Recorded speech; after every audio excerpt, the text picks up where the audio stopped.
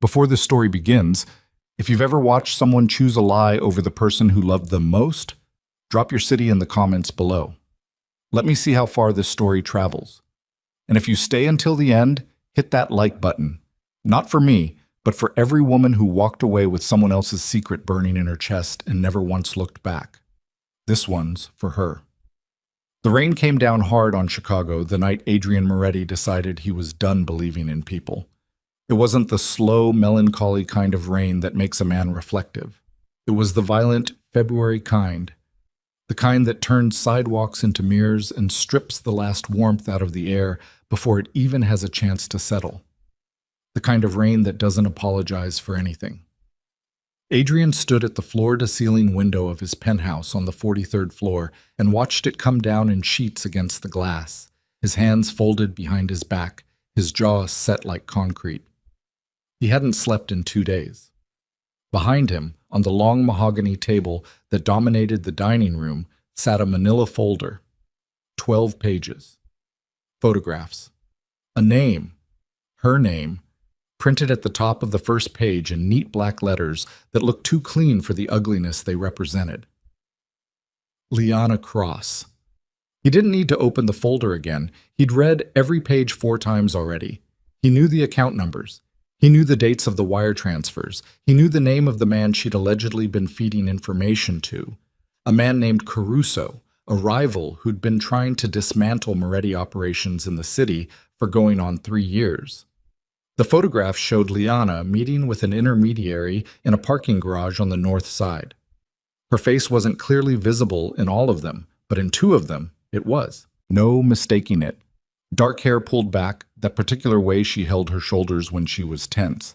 The small silver chain at her throat he'd given her last Christmas. His father had set the folder on the table without a word and walked out of the room. That was 4 hours ago. Adrian hadn't moved from this window since. He heard her before he saw her. The quiet click of the bedroom door, then the soft sound of her bare feet on the hardwood. She came up beside him, close enough that he could feel the warmth of her, and looked out at the rain with him. She didn't say anything at first. That was one of the things He stopped the thought before it completed itself. "You've been standing here since before midnight," Liana said. Her voice was still rough with sleep. She'd been asleep when his father arrived. He'd made sure of that. "Come to bed." "I'm not tired." "Adrian?" "I said I'm not tired, Liana." She went quiet. He could feel her looking at him, the way she always did when she was trying to read what he wasn't saying, that particular attention she gave him that used to feel like being seen and tonight felt like an intrusion. "Something happened," she said. It wasn't a question. He didn't answer. She touched his arm, light, just her fingers. "Talk to me." He turned then. He looked at her. Really looked at her. Maybe for the last time, though he didn't know that yet. She was wearing one of his old shirts, the gray one with the frayed collar, hanging loose over her shoulders. Her hair was down.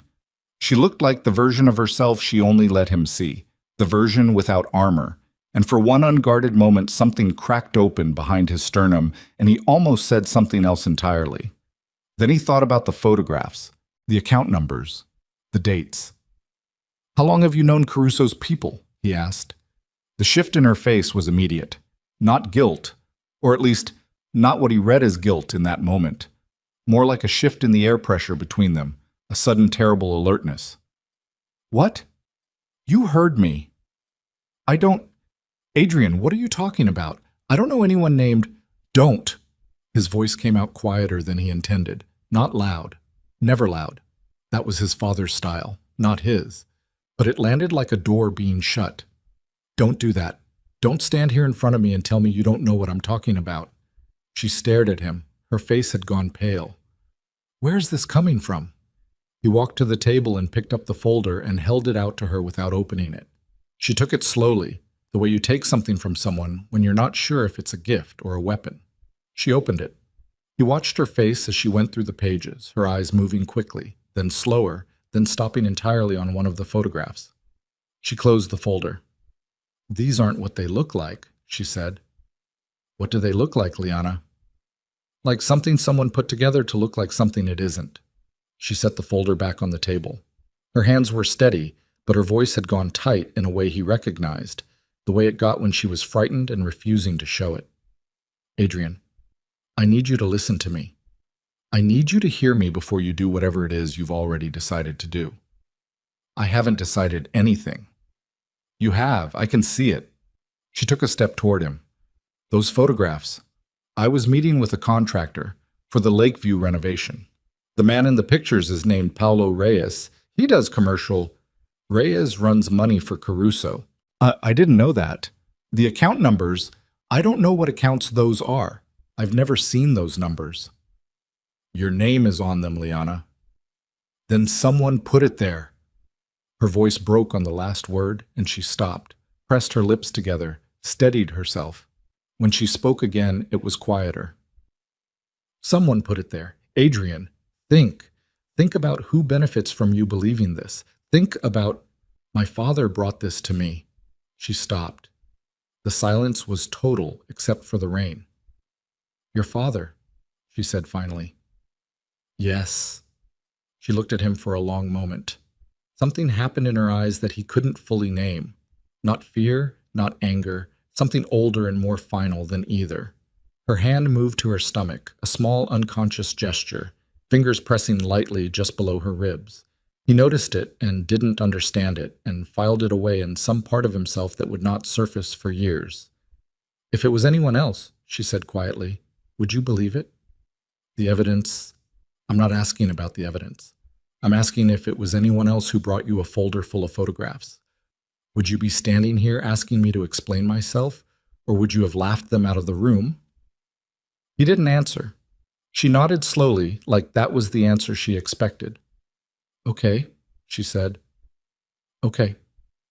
Liana, what do you want me to do, Adrian? The question came out tired, not wounded. That was the thing that stayed with him longest later. Not the anger he expected, not the tears, but the exhaustion in her voice, like she'd been bracing for this without knowing it. Tell me what you need to hear, I'll say it, but I need you to understand that it won't be true, because I have not done what they're saying I've done. And if you can look at me right now and honestly believe that I could, her voice broke slightly, that I could do that to you. I don't know what I believe. Yes, you do. She picked up the folder and held it out to him. You've already decided. You made up your mind before you turned around. He took the folder. He didn't know what to say. He had known this woman for 3 years. He had slept beside her, argued with her over nothing, watched her pull herself together after her mother died, held her hand through small things and large ones. He knew the sound of her breathing when she was asleep. He knew she took her coffee too dark and couldn't finish horror movies and laughed at her own jokes before she reached the punchline. He also knew that his father did not make mistakes. Not with evidence. Not with something like this. He thought he knew. That was the thing. He thought he knew. I need you to go, he said. She didn't move for a moment. What? I need you to leave, tonight. I'll have Marcus arrange. You're throwing me out. I'm asking you to... You're throwing me out. Her voice had gone flat.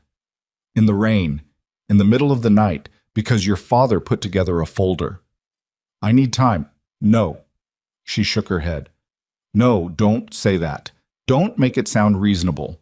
Say what's actually happening. Say, Liana, I believe my father over you. I believe a photograph over 3 years. I am choosing them. Say that.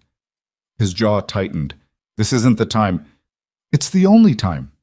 She held his gaze. Say it. He couldn't. He couldn't say it, and he couldn't take it back. And he stood there in the silence with the folder in his hands while the rain came down 43 floors below them, and she watched his face, and he watched hers, and neither of them moved. Then she turned and walked back to the bedroom. He stood where he was. He told himself she was going to take time to calm down. He told himself they'd talk in the morning when his head was clearer. He told himself there was time. There was always time. With the people who mattered, you always got more time. He was wrong about that too. It took her less than 20 minutes. He heard the sounds of it from the living room, drawers opening, the closet, the zip of a bag. He didn't move to stop her. He stood at the window again with the folder on the table behind him, and watched the city lights blur in the rain. He heard her come out of the bedroom. He heard her pause behind him. "There's something I should tell you," she said. He didn't turn around. "Adrian." Her voice was different now. Something urgent underneath it. Something pressing up against the steadiness she'd been holding on to. "There's something... I need to tell you something before I go." He said nothing. He was thinking about the account numbers, about Caruso, about what it would mean for the family if word got out that he'd been compromised through a woman. He was thinking about every hard, stupid thing except the thing that was standing 6 feet behind him trying to say something important. "Forget it," she said quietly. He heard her pick up her bag. He heard her walk to the door. He heard the particular weight of the pause before she opened it, the kind of pause that lasts half a second, and a lifetime simultaneously. The kind that a person carries in their chest for years without ever being able to put language to it. Then he heard the door close. He stood at the window for a long time after that. The rain started to slow. The city lights gradually sharpened. He thought he felt nothing, which was itself a kind of feeling. The very specific numbness of a man who has made a decision he already can't fully believe he made. He did not go after her. He did not call. He told himself one more time that there would be time. 5 years is long enough to build an empire, and long enough to build a silence so thick you can't hear yourself think inside it. Adrian Moretti sat at the head of the conference table in the 8th floor boardroom of the Moretti Group's Chicago headquarters, legitimate on paper, every dollar audited and clean, and listened to his consigliere, Dom Vitale, run through the quarterly numbers with the careful precision of a man who had been doing this for 20 years and knew better than to waste Adrian's time. Adrian was 41 now. He'd taken over as head of the family 3 years ago when his father, Carmine Moretti, suffered a stroke severe enough to leave him unable to walk without assistance. The transition had been smooth outwardly. Inside the organization, it had been a series of quiet, brutal recalibrations that most of the city never saw and never would.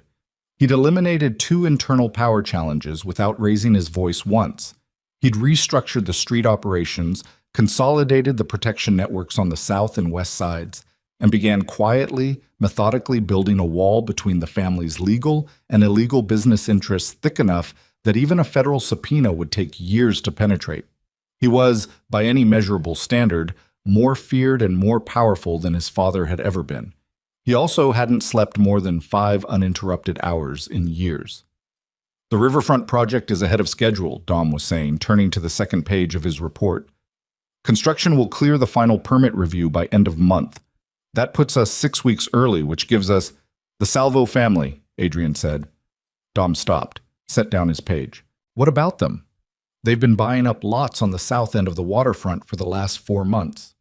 3 separate LLCs, all registered to different principals, all converging on the same block."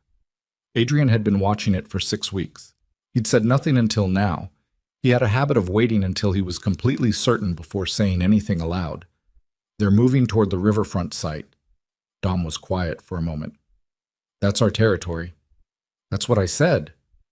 "Do you want..." "Not yet. Watch them for another 2 weeks. I want to know if they're operating independently or if someone pointed them there."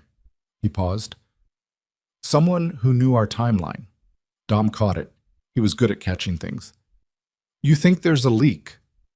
"I think someone gave the Salvos information that isn't in any public filing." Adrian sat back in his chair, pressing 2 fingers against his temple. He had a headache that had been living just behind his right eye since Tuesday. "I want the access list to the riverfront files. Everyone who's touched the project documentation in the last 6 months. Cross-reference it with anyone who has a known connection to Salvo operations." "That could take a week." "Then start tonight." Dom gathered his papers. He hesitated at the door. "There's one more thing.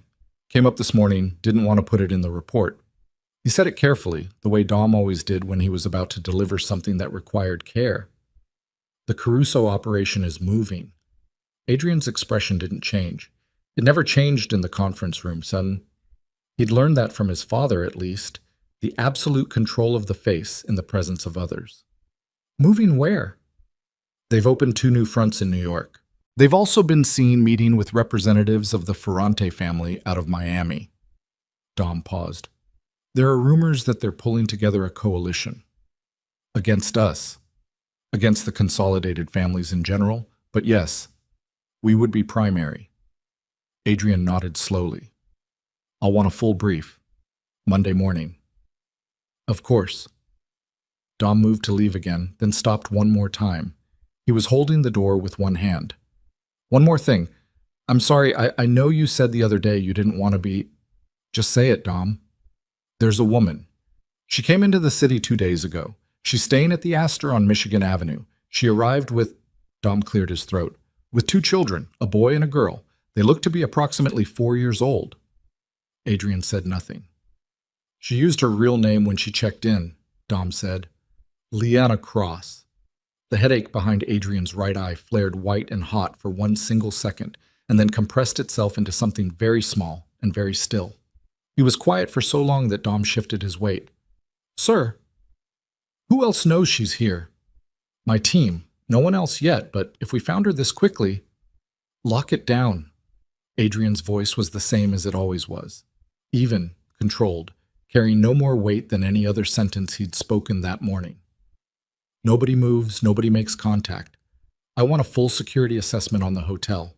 I want to know who she's spoken to since she arrived. And I want to know... He stopped. Yes? He looked at the table for a moment, then at the window, at the gray Chicago skyline hanging low and cold. The children, were they together? Were they the same age? They appeared to be the same age, yes, twins possibly.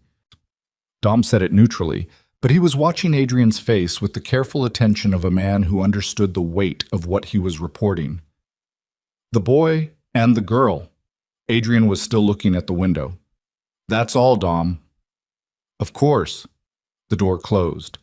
Adrian sat alone in the conference room with his hands flat on the table and a silence around him so complete that he could hear his own pulse. Twins, 4 years old. He did the calculation without wanting to.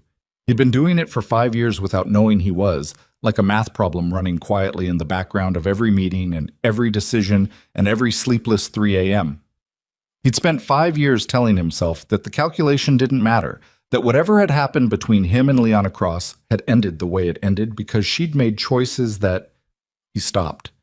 He thought about the folder, the photographs, his father's face when he put it on the table. He thought about the way she'd held his gaze and said, "Say it." He thought about the things she'd tried to tell him at the door. He reached across the table and picked up his phone and held it without dialing. Then he set it down. Then he stood up and walked to the window and stood exactly where he was standing and made himself breathe, slowly, 4 counts in, 4 counts out, until the white-hot thing behind his eyes settled back into a dull, persistent pressure.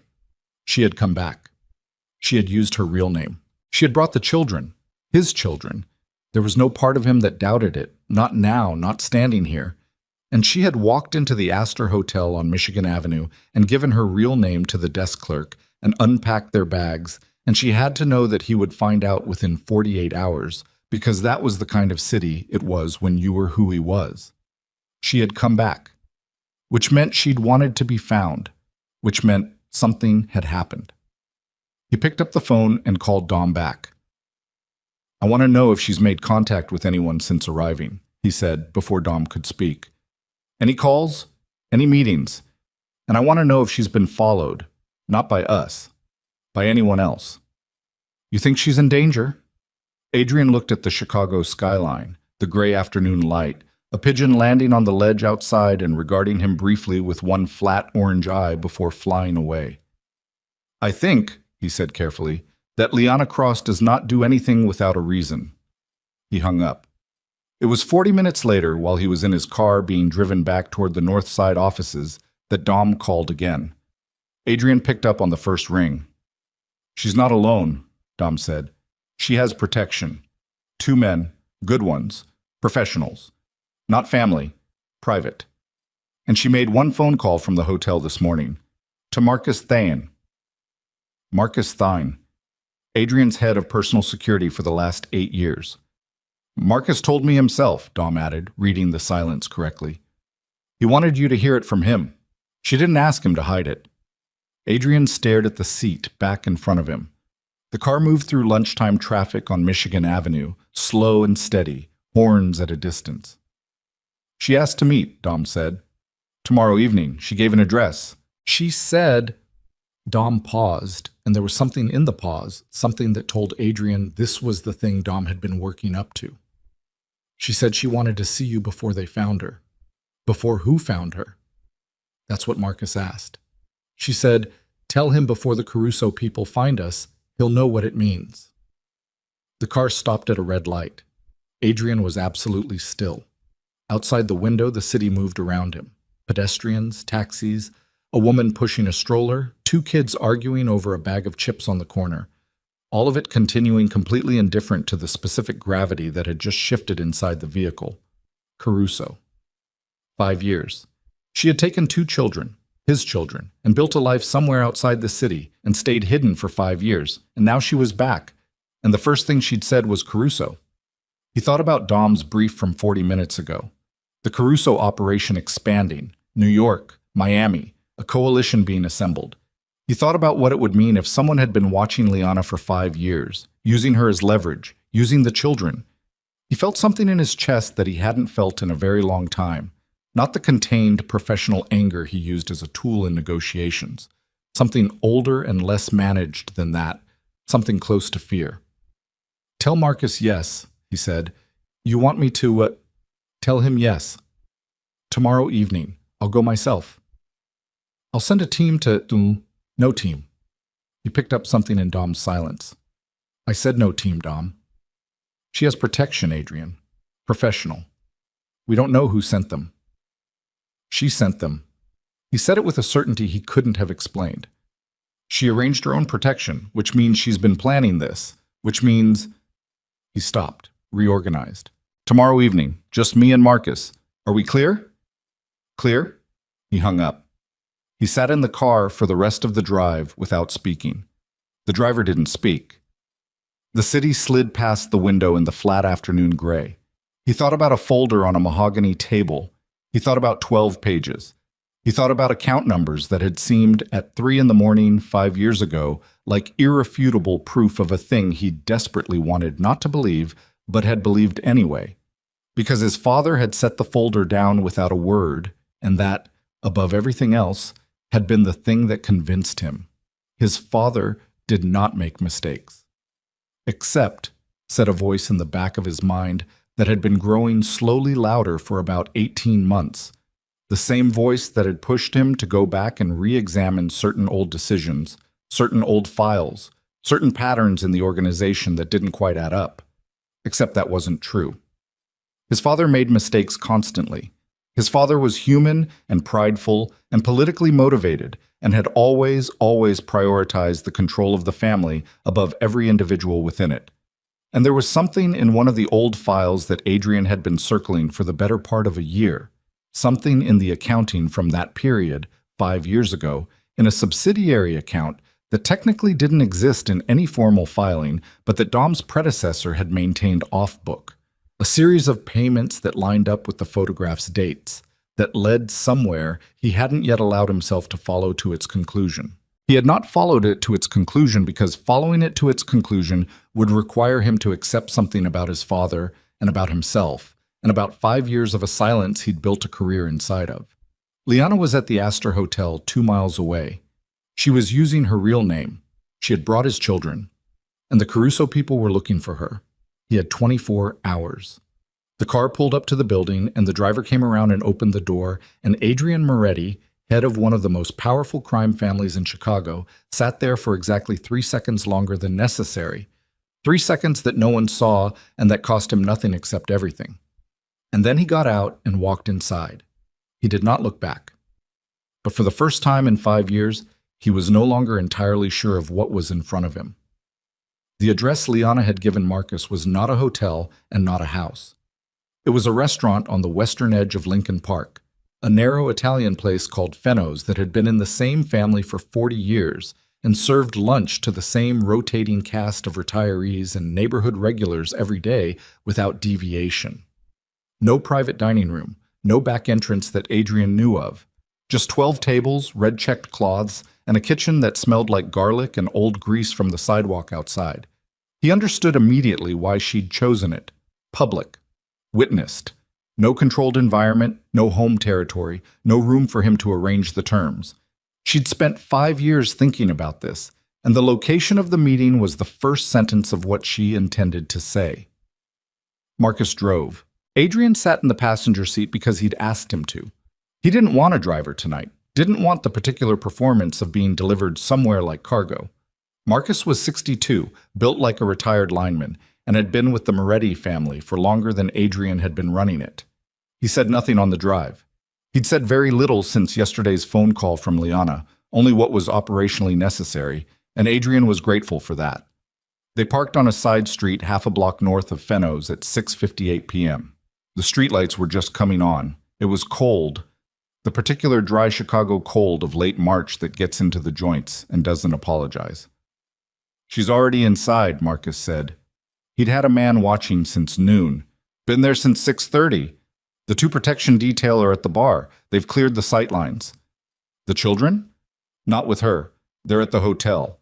She left 2 additional security with them." Adrian nodded. He looked at the restaurant through the windshield. A couple was coming out, buttoning their coats, laughing about something. A completely ordinary evening. "You should know," Marcus said, then stopped. "Say it." "She doesn't look scared." He said it carefully. "I've seen her on the monitor feed from inside. She's been sitting at the same table for 30 minutes. She hasn't looked at the door once." He paused. "She looks like someone who decided something a long time ago and is done deciding." Adrian got out of the car. He pushed open the door to Fenno's, and the warmth hit him first. The thick, honest warmth of a room that's been cooking all day, garlic and red sauce and old wood. The place was maybe half full. A couple in the corner, a table of 4 older men, a family near the window. The 2 men at the bar clocked him the instant he walked in, the slight shift of posture that gave them away to anyone who knew how to read it. He didn't look at them directly. Liana was at a table against the back wall. She'd cut her hair. That was the first thing he registered. It was shorter now, just past her jaw, and it made her face look different. Stronger, maybe, or just older in a way that wasn't about age but about something accumulated. She was wearing a dark green coat that she hadn't taken off. She had a glass of water in front of her and nothing else. She watched him cross the room and didn't stand up. He pulled out the chair across from her and sat down. They looked at each other. 5 years compressed into the space between them, and neither of them moved to fill it immediately. A waiter materialized and Adrian said coffee without looking up, and the waiter disappeared. "You look tired," Liana said. "I'm fine." "I didn't say you weren't. I said you look tired." She held his gaze steadily. Her eyes were the same, dark brown, very direct, the kind of eyes that had always made him feel like lying was a waste of everyone's time. "Thank you for coming. You gave me limited options. I gave you the same options you've always had." She put both hands flat on the table. "I just made one of them time-sensitive." The coffee arrived. He wrapped his hands around the cup without drinking. Across the table, Liana breathed in slowly and then out, the way someone does when they've rehearsed the opening and are now deciding whether to use it. "The children," he said. "Yes." "Are they mine?" "You know the answer to that. I want to hear you say it." She looked at him for a moment without expression. "Yes, they're yours. A boy and a girl, 4 years old. Their names are Marco and Elena." She said it flatly, like a statement of geological fact, something that existed regardless of whether anyone wanted it to. "Marco has your jaw. Elena has your hands. They're both stubborn in a way that I would very much like to blame on someone other than myself." He looked down at the coffee cup. He felt the information settle into him the way heavy things settle, not quickly, not cleanly, with a kind of distributed weight that would take time to fully locate. "Why didn't you tell me?" he said. It came out less like a question than he intended. "I tried." Her voice didn't change. "At the door. The night you threw me out. I tried to tell you." The restaurant sounds continued around them, low conversation, cutlery, the distant clang of something in the kitchen. He remembered the pause at the door. her voice saying, "There's something I should tell you." His own silence, deliberate and stupid, like a man too proud to turn around. "You should have said it anyway," he said. "You should have turned around." She picked up her water glass and set it down without drinking. "I wasn't going to beg you to listen to me. You'd already decided what I was. I wasn't going to hand you my pregnancy like it was evidence you could weigh against the photographs." Her jaw tightened slightly. "So I left. And I made a life. And I raised 2 children alone, which I would do again without hesitation, except—" She stopped. "Except Caruso." She looked at him. "You know. I know his operation is expanding. I know he's been building something in the last 6 months. I don't know where you fit." She set both hands back on the table, fingers spread. It was a gesture he didn't remember from before. Something she'd developed, a way of grounding herself. "About 8 months after I left Chicago, I ended up in Portland. I had money. Not a lot, but enough. I built something. A real estate consultancy, legitimate, nothing connected to anything here." She said it straight, no performance in it. "For 3 years, it was fine. Then about 14 months ago, a man came to my office. He said he represented an investment group interested in a development project I'd been working on. He was polite, professional." Her mouth tightened. "His name was Dario Vega. He works for Caruso." "What did he want?" "He knew about the children. He knew whose children they were. He told me that as long as I cooperated with some financial facilitation they needed, moving money through the consultancy accounts, essentially using my business as a clean front, the children and I would be left alone." She paused. "And if I didn't cooperate," he said, "the information about who their father was would find its way to people who would find them interesting." Adrian's hands tightened around the coffee cup. "I refused," Liana said, "the first time. He came back 3 weeks later and showed me photographs of Marco and Elena at school, taken through the fence, without my knowledge." She met his eyes directly. "I cooperated for 6 months. I'm not going to apologize for that. They're 4 years old." "How much did you move?" "Enough that if it surfaces, it looks like I built the operation willingly." She said it without flinching. "That was deliberate on their part.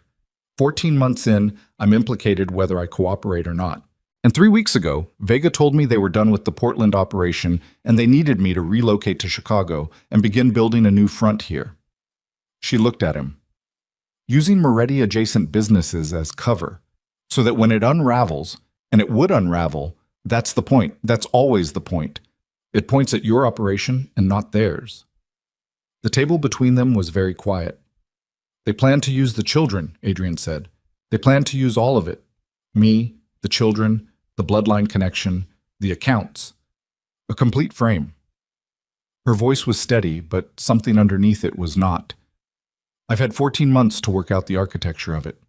They've been building toward this for a long time, Adrian, longer than 14 months. This isn't opportunistic. Someone pointed them at me. Someone who knew about the children before Vega showed up at my office." He looked at her. She looked back. "Someone who knew I was pregnant when I left," she said quietly. The restaurant, the low sounds. The couple in the corner laughing. He sat with what she was saying and felt it arrive somewhere behind his solar plexus with a weight that was slow and final and completely without mercy. "My father," he said. She didn't confirm it. She didn't have to. "He knew you were pregnant," Adrian said. Saying it aloud was different from thinking it. It had a different texture, rough, real, irreversible. When he put together the folder, he already knew. "I don't have proof that he connected Vega to Caruso's people himself," Liana said carefully. "I have no evidence of a direct communication. What I have is a timeline. What I have is that Vega knew information about the pregnancy that was never public, never documented anywhere, that only a very small number of people could have known." She paused. "And I have 18 months of financial records from the Portland operation that, if read carefully, point to a controlling interest that originates here. In Chicago. In the family. In someone inside the family." He pushed back from the table slightly, not standing, just creating distance, because the alternative was sitting completely still while his chest tried to do something he wasn't going to allow it to do in a restaurant in Lincoln Park. He pressed 2 fingers to his temple, breathed. "You came back to give me this," he said. "I came back because they're moving to Chicago regardless, and I would rather walk in on my own terms than be walked in." She leaned forward slightly. "And because my children are 4 years old and they deserve to know their father, and I will not let the people who spent 5 years using them as leverage be the ones who control how that happens. I can put protection on you and the children tonight. Your protection." She said it without inflection. "Yes. From your family." He stopped. "I need to know," she said, "that whoever you put between my children and the Caruso people is not connected to whatever is happening inside your organization. Because right now, I don't know who I can trust inside the Moretti network. I know I can trust Marcus. That's why I called him." She sat back. "I need to know that you understand the scope of what I'm telling you." "I understand." "Do you?" She looked at him for a moment, and there was something in her face that was not hostility and not softness, but something much more difficult than either. A kind of precision, the look of a person who has lived with a specific pain long enough to have mapped every edge of it. "Because I need you to understand that I am not here because I need you to save me. I have resources and I have professionals, and if I'd wanted to disappear again, I could have. I'm here because the only way to end this cleanly is to go directly at the source. And you have access to the source that I don't. You want to go at Caruso? I want to go at whoever in your family has been feeding Caruso information for 5 years. Caruso is a problem you can solve once the internal leak is closed." She said it like a business equation. "But you can't close it if you don't know who it is." "I have a candidate," Adrian said quietly. She waited. "There are payment records," he said, "from a subsidiary account, off book, from around the time of—" He stopped, reset. "From 5 years ago. A series of payments that line up with the dates on the photographs you were given. I've been circling them for about a year. I haven't followed them to the end." "Why not?" He looked at the table. "Because the account was maintained by my father's office." The silence lasted 3 full seconds. "Then you need to follow them now," Liana said. "If it leads where I think it leads, then it leads there." Her voice was not unkind, but it was completely without softness. "I know what that would mean, Adrian. I know what it would cost you. I spent 5 years thinking about whether I had the right to bring this back to you, knowing where it would point." She paused. "But your children are 4 years old, and they are 2 miles from here right now, and the people who've been using them as leverage are running out of patience, so you don't get to circle it anymore." He looked at her. She looked back at him, and she didn't look away and she didn't move to soften it, because they were past the point where softening did anything useful. He picked up the coffee cup. It was cold now. He drank it anyway. "I need 48 hours, he said. "You have 24. She reached into the coat pocket and set a USB drive on the table between them. "Everything I have from the Portland operation. The account records, the Vega communications, the timeline. My forensic accountant built the file. It's clean and it's thorough." She left her hand near it but didn't push it toward him. "I want your word that the children have protection tonight, not tomorrow. You have it. Marcus arranges it. No one else in the chain until you know who the leak is." "Agreed." She slid the USB drive across the table. He picked it up and put it in his inside pocket. They sat for another moment. The restaurant moved around them. Someone laughed too loudly 2 tables over. "Marco," he said. "And Elena." "Yes." "Do they—" He stopped. Tried again. "What do they know about me?" Something crossed her face that he couldn't fully name. Not grief, exactly, or maybe grief adjacent. The particular look of someone answering a question they've been carrying for a long time. "They know they have a father," she said. "They know his name. I didn't tell them he was dead. I didn't tell them he chose to be gone. I told them the situation was complicated and that it would make sense when they were older." She paused. "Marco asks about you sometimes. He doesn't ask often, but when he does, he doesn't let go of it easily." Her mouth curved slightly, not quite a smile, so more like recognition. "He gets that from you." Adrian looked at the table for a moment. Then he stood up. He put $200 under the coffee cup that he hadn't finished. "I'll have Marcus call you within the hour," he said. "I know." He put on his coat. He looked at her one more time, and she was already looking at him, already present for whatever this moment was, in a way he wasn't sure he was capable of yet. He'd spent 5 years being very certain about what had happened between them, and he was standing in the ruins of that certainty with a USB drive in his pocket, and her eyes on him and absolutely nothing to say that was adequate. "I'm sorry," he said. "I know that too," she said. "It's not enough yet, but it's a start." He walked out. Marcus was waiting on the sidewalk, having come in quietly sometime during the meeting to stand near the door. He fell into step beside Adrian without speaking. They walked half a block before Adrian said anything. "Get the protection on the hotel tonight. You personally verify the team before they go in." "Done." "And I need you to pull the Solera subsidiary records from 2019, the off-book account, all of it, tonight." Marcus was quiet for half a step. "All of it.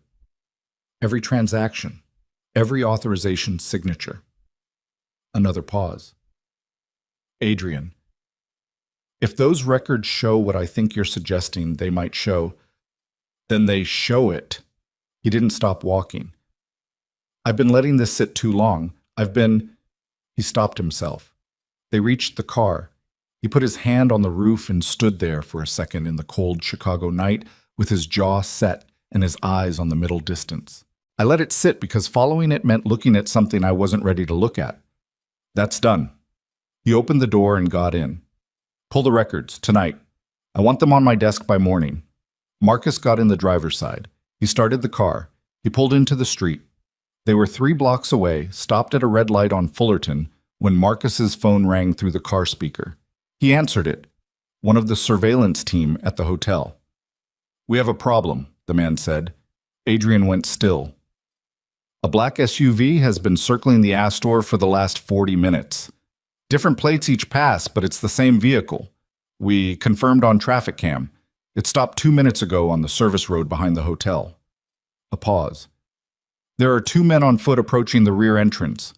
Marcus was already accelerating through the light. "The children," Adrian said. "Our team is inside," the surveillance man said, "but the 2 men have a hotel key card. Someone got them access from the inside." Adrian picked up his phone and called Liana. She picked up on the first ring, which meant she'd been holding the phone. "They're at the hotel," he said.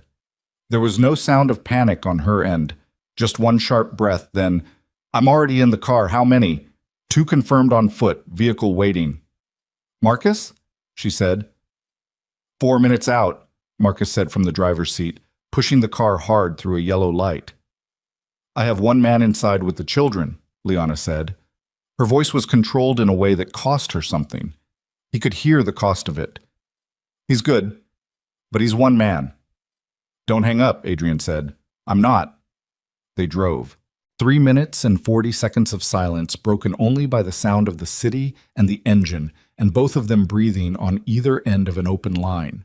Marcus turned onto Michigan Avenue, and the Astor came into view.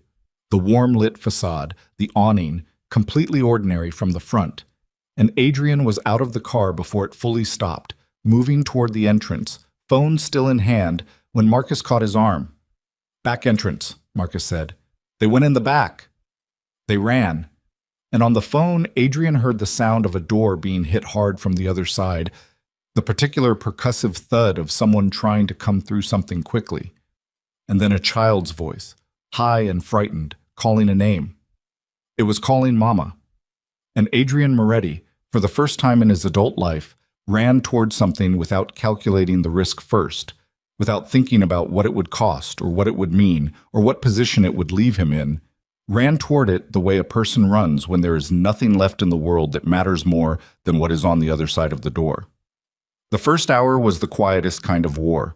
Liana worked at the kitchen table with her laptop open and her phone propped against a coffee mug, running a live line to Seattle, where her accountant, a woman named Diane Cho, who had built forensic cases against 3 Fortune 500 companies before going private, was pulling threads through the frozen Solera accounts with the focused intensity of someone who understood exactly what 8 a.m. meant. Marcus sat beside Liana with a secondary laptop connected to the Moretti organization's internal server through an encrypted tunnel that Adrian had authorized with his personal credentials at 11:53 p.m. The authorization cost him something. Handing those credentials to anyone was the kind of thing that couldn't be undone. And he'd done it without hesitation, which was itself a kind of statement neither of them commented on. Adrian stood near the window and watched the street below and answered his phone every time Dom called and let it go to voicemail every single time, because answering would tell Dom too much, and not answering told him something specific, that Adrian was moving, not frozen, which would push Dom toward acceleration, and acceleration created mistakes. He needed Dom to make a mistake. By 12:40 a.m., Diane had traced the secondary authorization signatures on 4 of the 7 Solera payments to a single routing node, a shell company registered in Delaware in 2018, 11 months before the original folder had been placed on the mahogany table in Adrian's penthouse.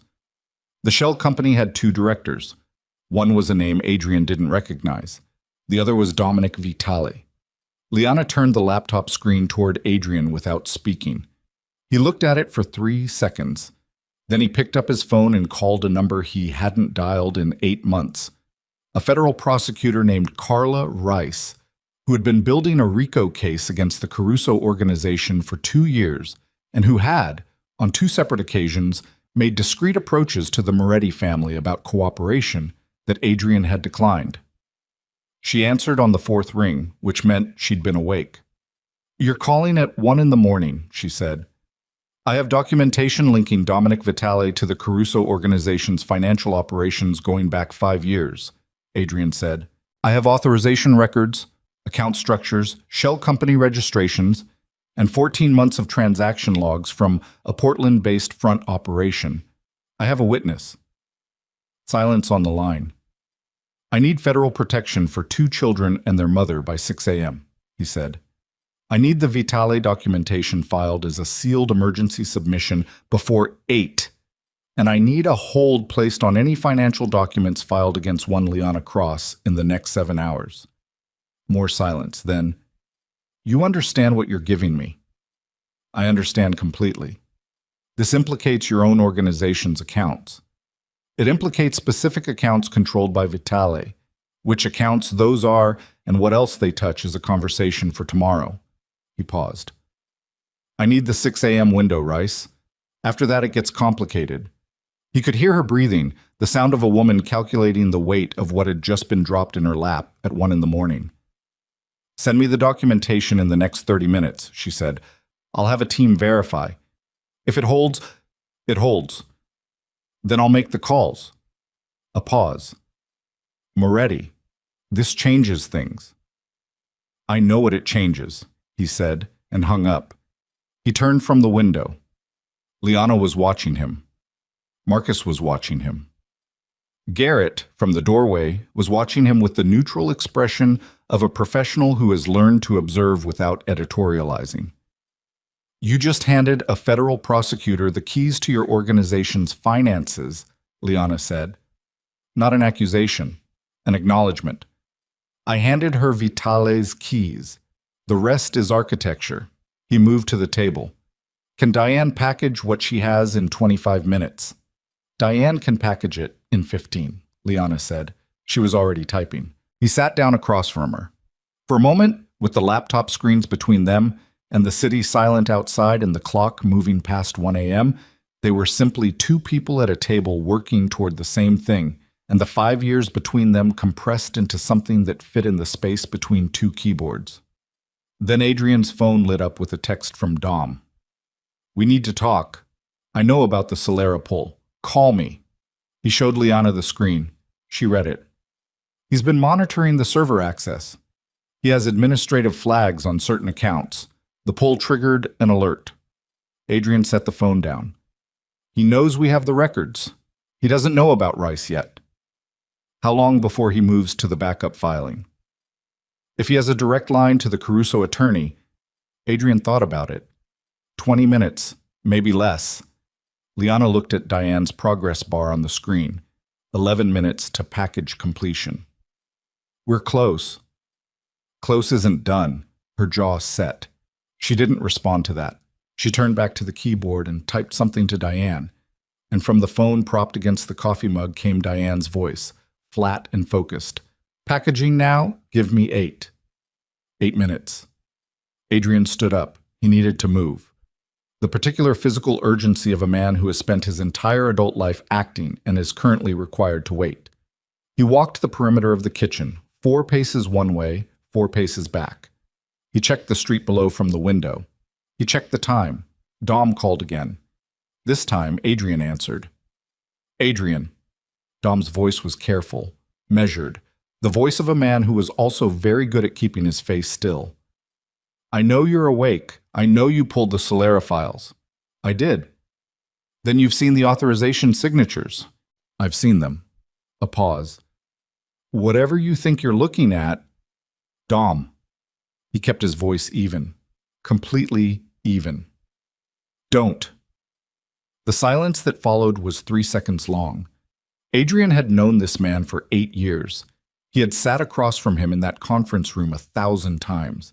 He had trusted him with information that could dismantle everything Adrian had built, and Dom had used that trust the way a careful man uses a tool, deliberately, without waste, for a purpose that had nothing to do with loyalty and everything to do with the long, patient construction of power that Adrian had simply never seen because he'd never thought to look. Your father and I made decisions, Dom said finally. Decisions that were necessary for the family's survival. You were... He stopped, chose a different word. You weren't ready. The cross woman was a liability. She was pregnant. Another pause, slightly longer. Yes. You knew. We both knew. Your father felt... Oh! I'm not asking what my father felt. The evenness in his voice, he had acquired a very specific quality. Not heat, not volume, but a compression, the way pressure builds in something sealed. I'm asking what you decided to do with that information.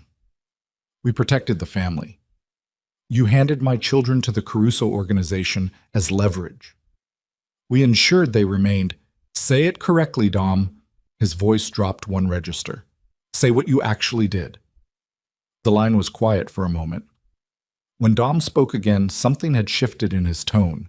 The careful measurement had given way to something underneath it, something that might have been, in a different man, a kind of exhausted relief at not having to maintain the distance anymore. We maintained control of a situation that had the potential to fracture the family's succession. The children's existence was a variable that needed management. They were 4 years old. They weren't 4 years old when we made the decision. They weren't born yet. They were a future problem.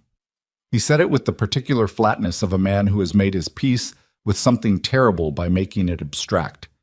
Everything we did was to prevent a split in the bloodline succession that would have invited challenges from every family on the eastern seaboard.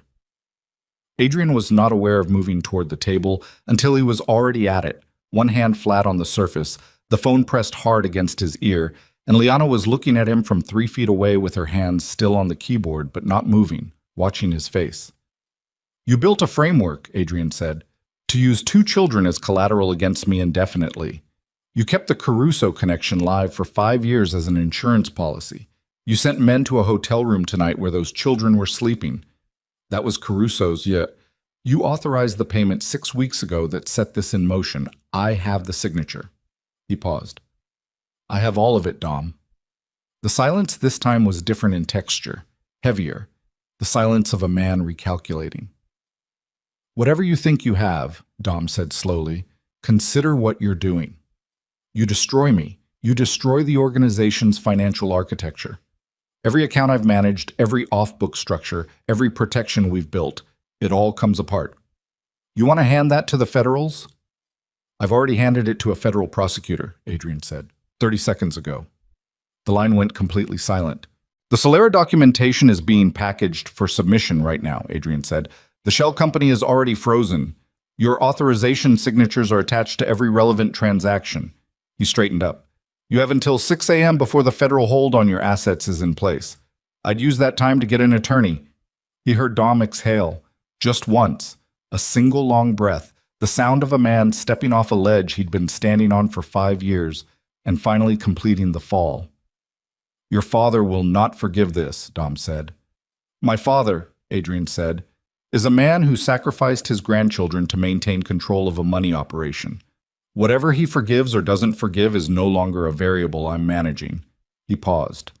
Goodbye, Dom. He hung up. The kitchen was very still. From the phone on the table, Diane's voice said, "Package is complete, ready to transmit." Liana looked at Adrian. He looked at her. "Send it," he said. She transmitted the file to Rice at 1:17 a.m. For 40 seconds, nothing happened. Then his phone buzzed. Rice, a text. Received, verifying, stand by. Liana pushed back from the table and pressed both hands flat on her thighs and exhaled through her nose, a long, controlled breath that she'd been holding for approximately 14 months. Then she stood up and walked to the window and looked out at the Chicago night, the amber streetlights, the empty early morning street, the lake invisible in the dark distance but present in the quality of the air. Adrian stood and didn't know what to do with his hands, which was an unfamiliar problem. "It's not over," she said to the window. "No. Caruso still has the Portland documentation, the accounts with my name on them. Even if Vitale's filing is blocked, they can still move independently. Rice's hold covers any filing against you in the next 72 hours. After that, the federal case against Caruso takes over the narrative. Your Portland accounts become evidence in their investigation, not ammunition in theirs." He paused. "You become a witness, not a defendant." She turned from the window. "You sound certain." "I'm not certain. I'm making a bet." He met her eyes. "Same bet you made when you walked into Fenno's." Something moved across her face. Not quite a smile. More like a recognition. The look of someone who has been doing something alone for a long time and has just unexpectedly found that someone else has arrived at the same conclusion by a different route. Then Marcus appeared in the doorway. His face was not right. Adrian saw it immediately. The specific tightness around Marcus's eyes that meant something had gone wrong in a way that couldn't be walked back. "What?" he said. "Dom made a call," Marcus said. "Before you hung up, he had a second line open." He held up the tablet he was carrying. On the screen was a surveillance feed, the exterior of the building on Huron, the street below. Caruso people. 3 vehicles. They're 2 blocks out. Adrian looked at the screen. 3 SUVs, dark, moving in convoy. He counted the heat signatures in the lead vehicle. 4 men, minimum.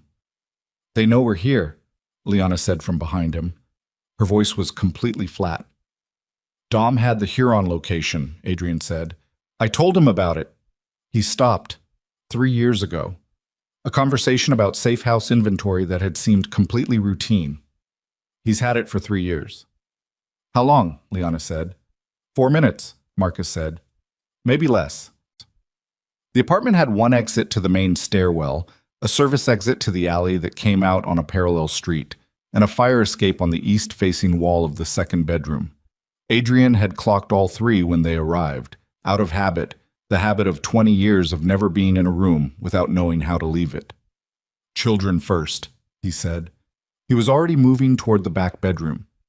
Garrett takes them down the fire escape to the alley. Sarah brings the car around to Huron Court, the cross street, not the main entrance. "Marcus, I'll hold the main stairwell." "No." He stopped. He turned. He looked at Marcus. 62 years old, built like a retired lineman, standing in a kitchen doorway with a tablet in one hand and the absolute steadiness of a man who has made this kind of decision many times before. "No," he said again, with something different in it. "You go with the children. You stay with the children." Marcus looked at him. "I'm not negotiating this," Adrian said. "Then who holds the stairwell?" "Garrett and I hold the stairwell. You take Marco and Elena, and you get them to that car and you drive." He looked at Marcus directly, with the specific intensity of one person communicating something to another person that is too large for words to hold cleanly. "You have been with this family for longer than I've been running it. I am asking you to take my children and drive." Marcus was quiet for 1 full second. Then he set the tablet down on the counter and said, "Sarah knows the route." "Good. Garrett's already on the fire escape." "Get the children." Marcus went. Adrian turned to Liana. She was already pulling on her coat. Her face was doing the thing he'd watched it do all night. The compression of everything that wasn't immediately operationally useful. The setting aside of fear and exhaustion and the 5 years of accumulated weight until only the functional core remained. "You should go with the children," he said. She looked at him. "No." "Liana." "No." She said it without raising her voice. "I am not leaving you alone in this apartment while Caruso sends a team through the door. I am not going to be the person waiting in the car while someone else fights for the life I came back here to claim." She held his gaze. "That's not negotiable either." He looked at her for a moment, then he said, "There are zip ties in the kitchen drawer. Take them. If anyone gets past me and gets to you before Rice's people can mobilize, you use them. I know how to use zip ties." "I know you do." She pulled the kitchen drawer open. She found the zip ties. She put them in her coat pocket with the calm efficiency of a woman who has been quietly preparing for exactly this kind of night for a very long time. From the back bedroom came the small sounds of the children being moved. Elena's voice, a single sleepy protest. Marco's silence, footsteps on the fire escape going down. Then silence. Then the sound from the stairwell below of a door opening. Adrian moved to the hallway. He positioned himself at the top of the stairwell with the apartment door at his back and the landing below him in clear sight line. He heard them coming up, not running, controlled, professional, the measured ascent of people who believed they had the advantage of location and numbers. They had the numbers, they did not have the location. The stairwell in the building on Huron was narrow, wide enough for one person at a time to move comfortably, two at a squeeze. It turned at a landing between each floor. From the top of the flight, Adrian could see the turn of the landing below, but not what was around the corner of it, which meant neither could they see him until they made the turn. He waited. The first man came around the corner fast and low, and Adrian was already moving, not toward him, but sideways against the wall, letting the momentum of the man's entry carry him forward, while Adrian's elbow came down on the back of his neck, with the concentrated force of a man who has not maintained a position of physical authority in one of America's most dangerous cities by being ceremonial about it. The man went down. The second man was 3 steps behind and had time to adjust and got an arm up, which meant the hit glanced, which meant Adrian took a return strike to the ribs that sent a white-hot crack of pain through his left side. He registered it. He filed it. He kept moving. The second man was bigger and had reach on him, and they went into the wall of the stairwell together. Plaster and railing and the grunt of impact. And Adrian got a knee into the man's midsection and felt the grip on his collar loosen and used the loosening to get his forearm across the man's throat and lean in, leaning his full weight into it until the man's legs stopped working and he went down to the landing, 2 down. His ribs were screaming. He put his back against the wall and breathed, once, through his nose. Below him, around the corner of the landing, he heard the third man stop. "Moretti!" The voice from around the corner was calm. Not the anonymous phone voice from earlier, This was someone else, someone who was here in person, which meant this was not a standard collection operation.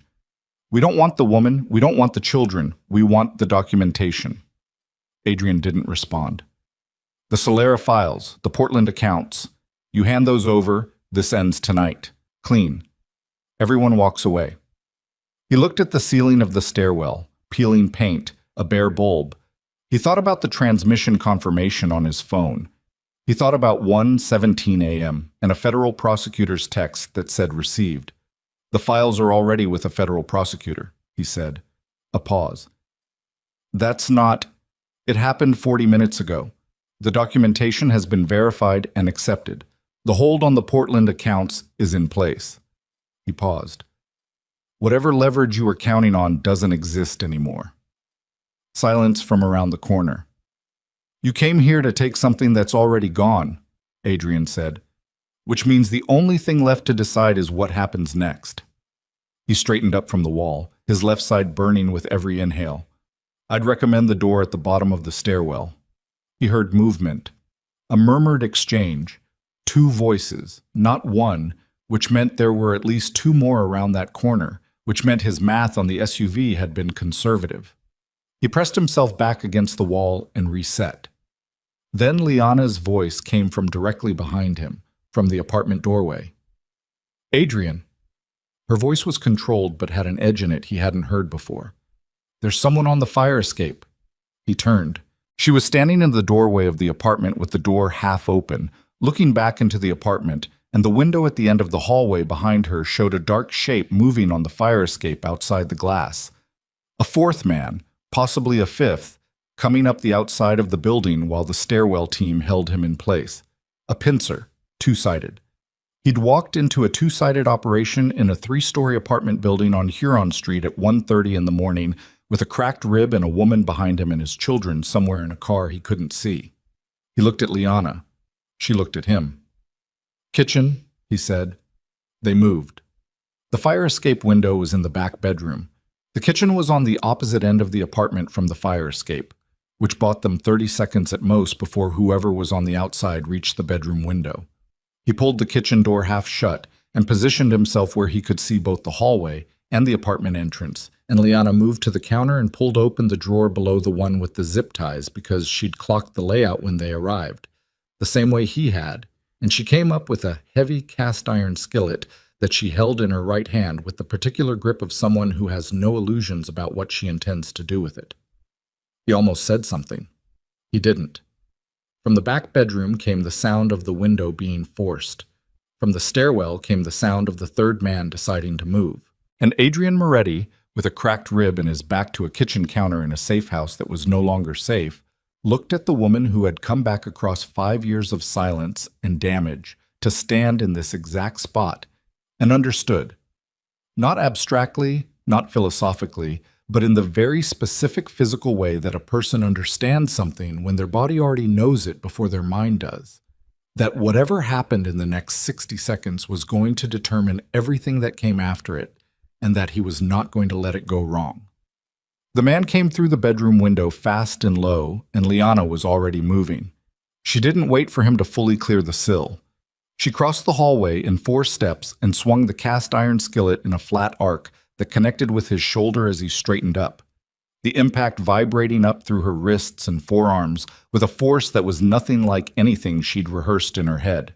Nothing clean or controlled, just the raw physical fact of metal against bone, and the man going sideways into the dresser with a grunt that was mostly surprise. He wasn't down. He was going for something at his hip, and she hit him again, this time catching the side of his head, and he went down and stayed there. Her hands were shaking. She registered the shaking and set it aside. From the hallway came the sounds of the stairwell door hitting the wall and Adrian's voice. Not words, just the particular compressed sound a person makes when they take a hit they were bracing for. And she came out of the bedroom with the skillet still in her hand and found Adrian and the third man from the stairwell, locked up in the narrow hallway. The man's forearm across Adrian's throat, Adrian's left hand gripping the man's wrist, and his right elbow working for leverage. And she didn't hesitate. She moved to the side of it and got the skillet against the back of the man's knee at the joint, and he buckled and Adrian drove his head down into the man's, and the man collapsed sideways into the wall and slid down it. The hallway went quiet. Adrian straightened up. He pressed his left hand to his ribs, and his face went gray for 1 second before he controlled it. "How many more?" Liana said. "Don't know." He was breathing carefully, the shallow, controlled breathing of someone managing pain. "One still on the landing, maybe more outside." She looked at the man on the floor. He was conscious, barely. The one in the bedroom would be out longer. "Can you move?" "Yes." "Then we move." They went back through the kitchen, Adrian's hand on the counter for 1 stride to steady himself, then releasing it. And she didn't comment on it, and he didn't acknowledge it. And they came out the apartment's front door into the second-floor corridor and moved toward the service exit at the end of the hall. Behind them, she heard the stairwell door again. The fourth man, the one who'd been hanging back. And Adrian turned, and she grabbed his arm. "Don't," she said. "We don't need to win. We need to be outside before Rice's people lose patience." He looked at her. "I sent Rice the building address when the SUVs showed up," she said. 20 minutes ago." He blinked. "You didn't tell me." "You were busy." She pulled the service exit door open. "Move." They went down the service stairwell, concrete, narrow, smelling of must. Adrian taking the stairs with his left arm held close to his body. Not running, moving as fast as the rib would allow, and she stayed one step behind him, not because she needed the position, but because she wanted to be between him and whatever came down the stairwell after them. Nothing came. They came out into the alley behind the building. Cold air, sharp and real, the smell of the city at 2 in the morning. Exhaust and cold concrete, and somewhere a restaurant vent still running. She looked left, then right. A car, idling 30 feet to the right, not one of theirs. And then the passenger window came down and she saw Diane's voice in her earpiece resolve into Marcus's face behind the wheel, which made no sense until she remembered that she'd given Marcus Diane's secondary contact number 3 weeks ago in Portland, just in case. Just in case. She'd spent 5 years building just in cases. She got Adrian to the car. He got in the back without being asked, moving to the far side, and she got in after him, and Marcus pulled out of the alley before the door was fully closed. "Children," Adrian said, "Sarah has them. They're 7 minutes ahead of us, heading to the federal field office on Roosevelt." Marcus didn't look back. "Rice called me directly. She's got a team at the Huron building. She wants you both at Roosevelt." "Dom," Adrian said. Federal agents picked him up at his home at 1:45 a.m. His attorney was already there. Marcus paused. He was expecting them. He'd been expecting them for a while, I think. Adrian leaned his head back against the seat. He was looking at the ceiling of the car, jaw set, the careful, shallow breathing continuing. The city moved past the windows, street after street of Chicago at 2 in the morning, mostly empty, lit amber and white, completely indifferent to the specific gravity of the people passing through it. Liana sat beside him and didn't say anything for a while. There was nothing that needed saying yet. The thing that had to happen had happened, and the part after the thing, the accounting, the reckoning, the long and honest work of understanding what all of it had cost, that part needed daylight and steadiness, not a car moving through empty streets in the middle of the night. After a few minutes, Adrian said, "Your hand stopped shaking." She looked down at her hands in her lap. He was right. "Adrenaline crash," she said. "They'll start again later." "Will you let them?" She turned to look at him. He was still looking at the ceiling. There was a cut above his left eye she hadn't noticed before, shallow, already clotting. His shirt was torn at the collar. "Probably not," she said. He made a sound that was not quite a laugh, more like the sound of someone recognizing something about another person that they should have understood a long time ago. Then he turned his head and looked at her directly, and his eyes in the dark of the car were the eyes of a man who has just watched the last of a very long structural lie come apart and is sitting in the rubble and is not yet sure what the ground beneath it actually looks like. "I owe you more than I know how to calculate," he said. She held his gaze. "Yes," she said. "You do. I'm not going to tell you it gets resolved quickly. I know it doesn't. No, it doesn't. But I want to—" He stopped. Reset. "I want to try to be honest about what I did. Not explain it, not contextualize it. Just—" He stopped again. "I believed a folder over you. I stood at a window and listened to you walk out, and I told myself it was the right call, and I kept telling myself that for 5 years, and every single day for 5 years, some part of me knew it wasn't."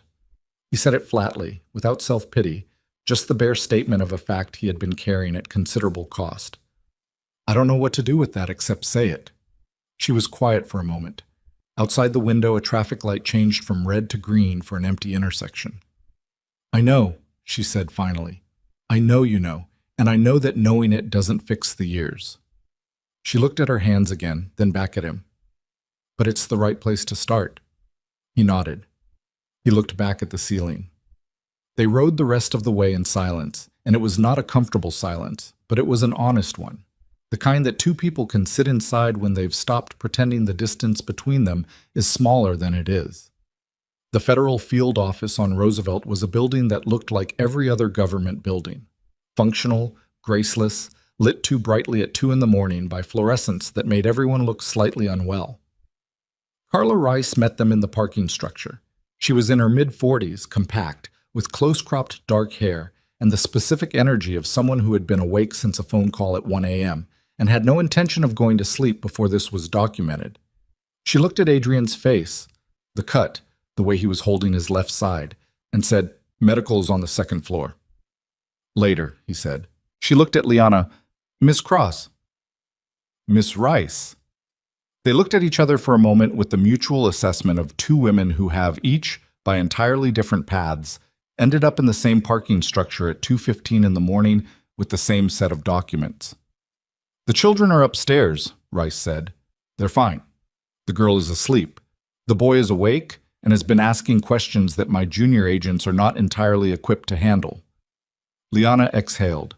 It was a small sound, barely audible, but it was the first moment since 11:40 p.m. where something in her body actually let go of itself. "That's Marco," she said. "Come upstairs." They went upstairs. The second floor had a row of conference rooms with glass walls and the particular institutional hum of a building that never fully shuts down. Through the glass of the second room, Liana saw Sarah sitting against the wall with Elena asleep across her lap. The girl's dark hair fanned out across Sarah's knee, completely surrendered to sleep with the absolute trust of a child who has decided the current adult is adequate and has nothing further to offer the situation. Marco was at the table. He was sitting upright in a chair that was too large for him, both feet flat on the floor because they didn't reach, with a cup of what appeared to be hot chocolate in front of him that he wasn't drinking, and he was talking to one of Rice's junior agents, a young man who looked like he'd graduated law school approximately 10 minutes ago, with the patient, focused attention of someone conducting an interview rather than being subjected to one. Liana pushed open the conference room door. Marco turned. His face did something that he was too young to fully contain, a wash of relief that he immediately tried to compress back into the steadiness he'd been maintaining, and he got down from the chair and crossed the room and put his arms around her waist and pressed his face into her side and held very tight without making a sound. She held the back of his head with one hand and felt him breathe, fast at first, then slower, then finding a rhythm that matched hers, and she bent down and pressed her face into his hair and stayed there for a moment that belonged to neither of them alone. Then he pulled back and looked up at her with her own eyes in Adrian's jaw and said, "Are you hurt?" "No," she said. He looked at her hands, at the faint marks on her wrists from the stairwell doorframe. "Mama." "Minor," she said. "I'm fine." He considered this with the particular thoroughness of a 4-year-old who has learned to evaluate adult reassurances carefully. Then he looked past her at Adrian, who had stopped in the doorway. They looked at each other, the boy and his father, across 6 feet of federal conference room floor, and neither of them moved for a moment. Then Marco said, "You got hurt." "A little," Adrian said. "Does it hurt?" "Yes." Marco nodded slowly, the way he'd nodded at the hotel earlier, the way he processed information, fully, without rushing, filing it somewhere permanent. "Okay," he said. He went back to his chair and climbed back up and picked up the hot chocolate and drank some of it, and that was that. Adrian stood in the doorway and looked at his son drinking hot chocolate, and something moved across his face that he made no attempt to manage or contain, and Liana saw it and looked away to give him the privacy of it. The next 3 hours were documentation and questions, and the particular exhausting machinery of a federal operation absorbing a significant amount of new information at speed. Rice was methodical and precise and asked good questions and wrote down the answers in a notebook instead of a tablet, which Liana respected. She sat across from Rice in a different conference room with a cup of coffee she didn't drink and walked through everything: Portland, Vega, the 14 months, the accounts, the moment she understood that the Caruso operation had been seeded from inside the Moretti family. She said it all clearly and without editorializing, just the sequence of facts in order, and Rice wrote it all down. At one point, Rice asked, "When you came back to Chicago, did you expect to make it to this room?" Liana thought about it. "I expected to try," she said. Rice wrote that down too.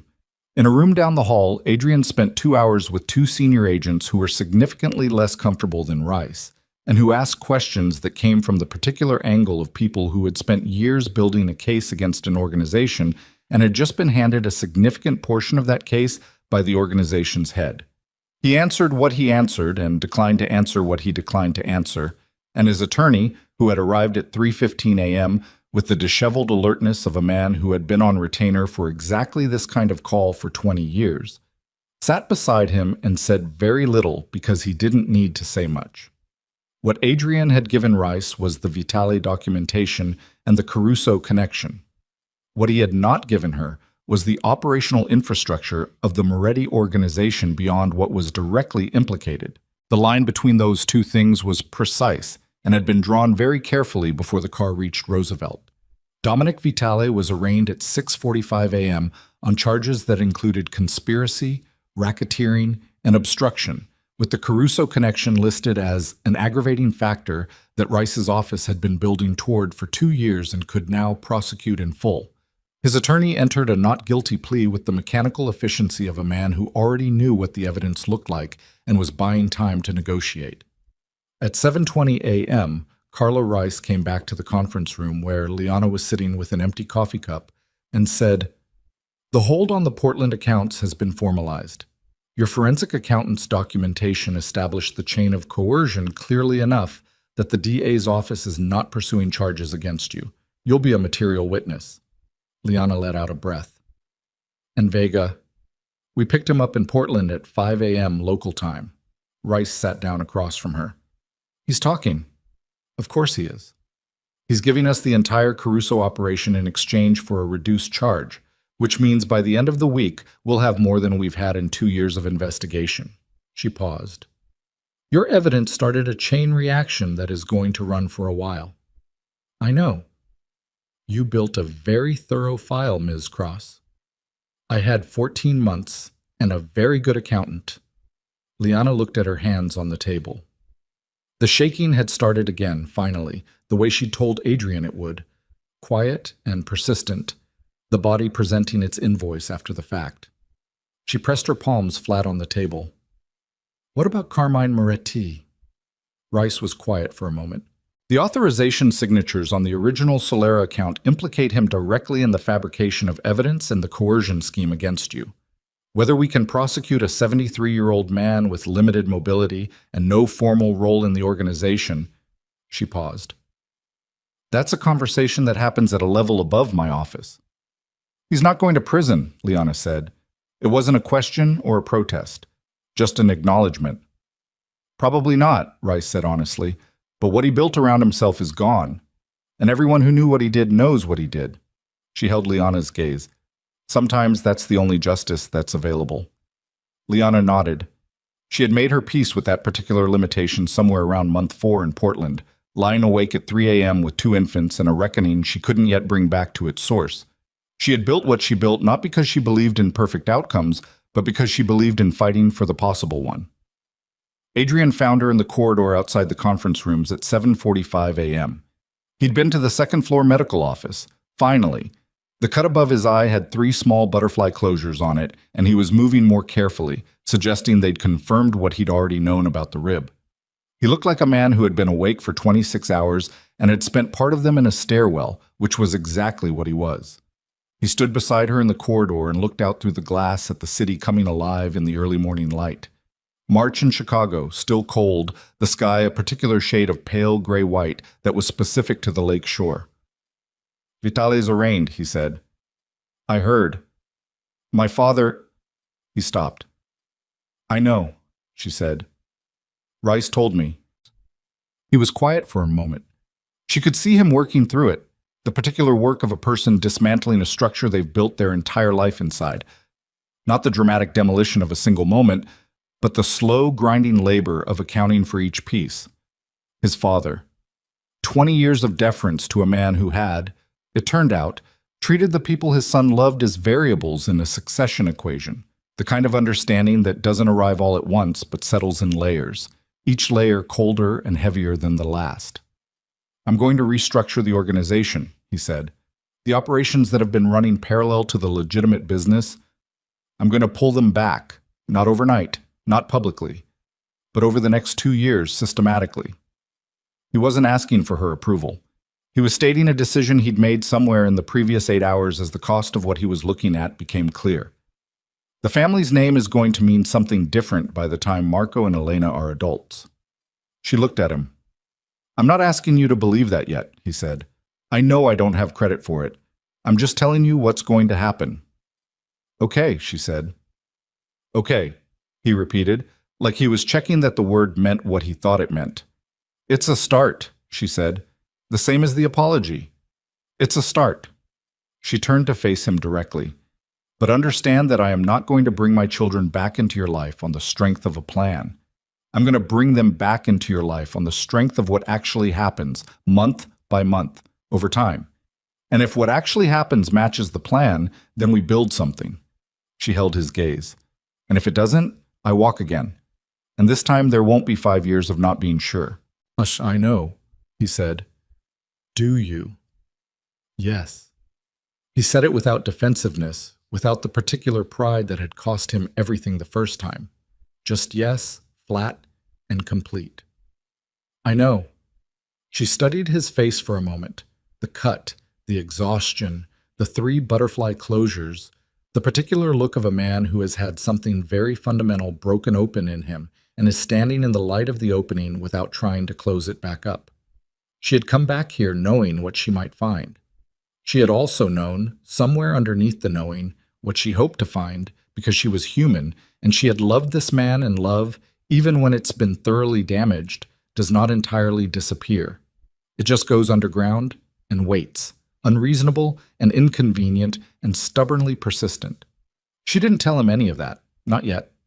Not at 7:45 a.m. in a federal corridor with butterfly closures on his face and both of them running on no sleep and the smell of the stairwell still in her coat.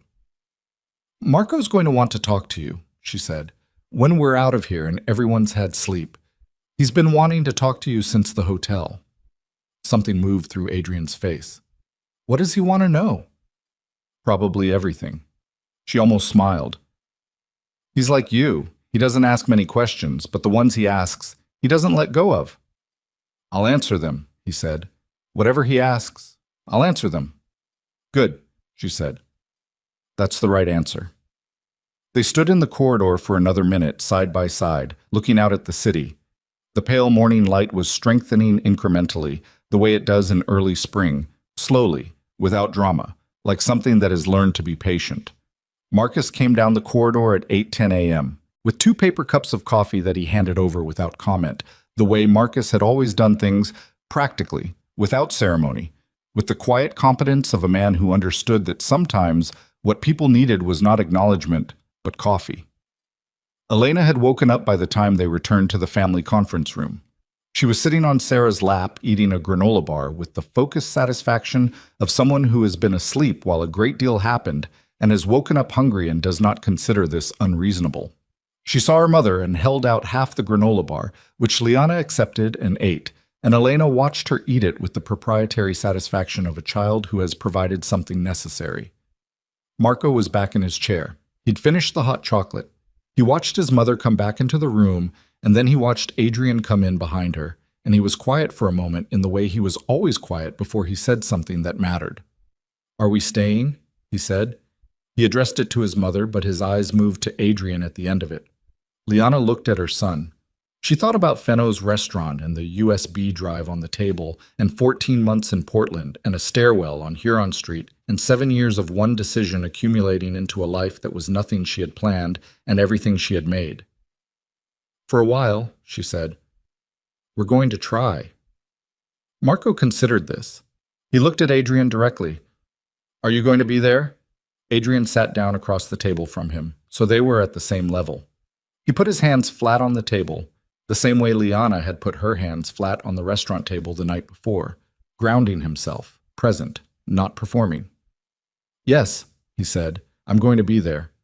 Marco held his gaze for a long moment with those patient, measuring eyes. Then he nodded once, the same nod as the hotel, the same filed and decided quality, and reached across the table and picked up Adrian's hand and turned it over, studying it with the frank curiosity of a child examining something he has only heard about before. Adrian sat very still. Marco looked at his own hand, then at Adrian's. Then he set Adrian's hand back down on the table and sat back in his chair. Okay, he said. Elena, who had been watching all of this while finishing the granola bar, said, "I have your hands, too," Mama said. "She told me," Adrian said. His voice had gone rough at the edges in a way he didn't control. "I think they're good hands," Elena said, with the complete confidence of a 4-year-old who has formed an opinion and sees no reason to hedge it. Adrian looked at his daughter. She looked back at him with Liana's eyes and his hands and the particular unafraid directness of a child who has not yet learned to be afraid of the things she wants. "Thank you," he said. "You're welcome," she said, and went back to the granola bar. The morning came in fully through the corridor windows. The city outside was alive now. Traffic, voices, the ordinary continuous noise of Chicago doing what Chicago does, indifferent to everything that had happened in the dark and interested only in the day ahead. Carla Rice released them at 9:15 a.m. with a list of dates for follow-up interviews and the information that the federal hold on the Caruso assets would be publicly announced by noon, which meant the leverage architecture that had been built around Liana and the children for 14 months would cease to exist as a functional threat by the time the afternoon news cycle began. They walked out of the federal building into the morning. All of them, Liana and Adrian and Marco and Elena and Marcus and Sarah and Garrett, into the pale March light and the cold air off the lake and the smell of coffee from a cart on the corner and the noise of a city that had no idea what the night had contained. Elena immediately lifted her arms to be carried, and Liana picked her up, and the girl pressed her face into her mother's neck and sighed the deep, satisfied sigh of someone who considers the current arrangement entirely correct. Marco walked beside Adrian, not holding his hand, just walking beside him, matching his pace with the unconscious precision of a child who has decided, in his private and thorough way, that this is where he is. Marcus pulled the car around. They stood on the sidewalk while he did, and Adrian looked at the city, his city, the one he had run and shaped and guarded, and in some ways imprisoned himself inside for 20 years, and saw it differently in the morning light than he had ever seen it at night. Not smaller, not less serious, just different in the way that things look different when you are standing in them without the particular armor of a man who cannot afford to be wrong. He had been catastrophically wrong. He had also, in the last 8 hours, begun the slow and unglamorous work of being something else. The car came. Marcus held the door.